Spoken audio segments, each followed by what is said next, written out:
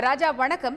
ரூபாய் நோட்டு விவகாரம் ஒரு பக்கம் இருக்கக்கூடிய நிலையில பொதுமக்கள் என்ன விஷயங்கள் பதிவு செய்கிறார்கள்? தற்பொழுது தலைமை செயலக வளாகத்தில் நீங்கள் பார்க்கக்கூடிய காட்சிகள் என்ன? ராஜா, கடந்த 8ஆம் தேதி பிரதமர் நரேந்திர மோடி தொடங்கி வைத்த அதிரடி நடவடிக்கை தற்போது நாள்தோறும் தொடர்ந்து வருகிறது. ஒவ்வொரு நாளும் பொருளாதார விவகாரத்துறையுடைய செயலாளர் சக்திகாந்த தாஸ் செய்தியாளர்களை சந்திக்கும் போது புது விதிமுறைகளையும் கட்டுப்பாடுகளையும் இந்த ரூபாய் நோட்டுகளில் மாற்றுவதற்கு விதித்து வருகிறார். நேற்று முன்தினம் கூட கையில் விரல் மை வைக்க வேண்டும் என்ற ஒரு கட்டுப்பாடு விதிக்கப்பட்டது. இன்று 4500 ரூபாய் இருந்த அந்த சீலிங் தற்பொழுது 2000 ரூபாய் மட்டுமே நோட்டுகளை மாற்றலாம் என்று அறிவித்துள்ளார்.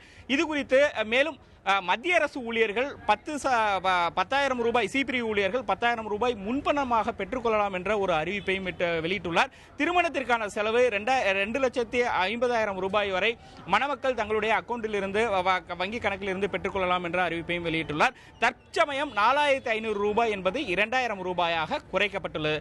இது குறித்து அரசு ஊழியர்கள், தமிழக அரசின் ஊழியர்கள் என்ன கருதுகிறார்கள் என்பது குறித்து தலைமைச் செயலக வளாகத்தில் இருந்து நாம் தற்போது கேட்கலாம். சார் வணக்கம். இப்ப 4,500 ரூபாய் என்று இருந்தது, தற்பொழுது 2,000 ரூபாயாக குறைக்கப்பட்டிருக்கு. இதை பத்தி மிகவும் எங்களுக்கு வருத்தத்தை தெரிவிக்கிறது.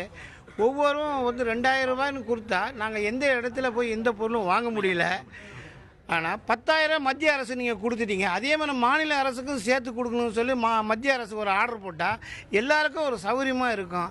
அது பேங்க்கில் ஒவ்வொரு நிமிஷமும் அலுவலகத்தை விட்டு 2,000 கேட்கும்போது எங்களுக்கே அவல நிலையாக இருக்கிறது. இது மத்திய அரசும் மாநில அரசும் சேர்ந்து அரசு ஊழியர்களுக்கு ஒரு நல்ல சலுகையாக மொத்த ஒரு தொகையாக கொடுக்கப்பட்டிருந்தால் எங்கள் மிகவும் நல்லா இருக்கும். திருமணத்துக்கு 2,5 லட்சம் ரூபாய் நான் எடுக்கப்படணும்னு சொல்லி நீங்கள் அறிவிக்கப்படுகிறது. ஆனால் 2,5 லட்சம் ரூபாயில் ஒரு திருமணம் நடக்குமா? அது கேள்விக்குறியா? 2,5 லட்சம் ரூபாயில் திருமணம் நடக்குமா என்ற கேள்விக்குறி இவர்களிடையே எழுந்துள்ளது. மேலும் மாநில அரசு ஊழியர்கள் அவ்வப்போது தங்களது அலுவலக பணிகளை விட்டுவிட்டு இங்கு வங்கிக்கு வரிசையில் நிற்கக்கூடிய ஒரு நிலைதான் உள்ளது என்று இங்கு உள்ள ஊழியர்கள் தங்களோட கருத்துக்களை பதிவு செய்கின்றனர்.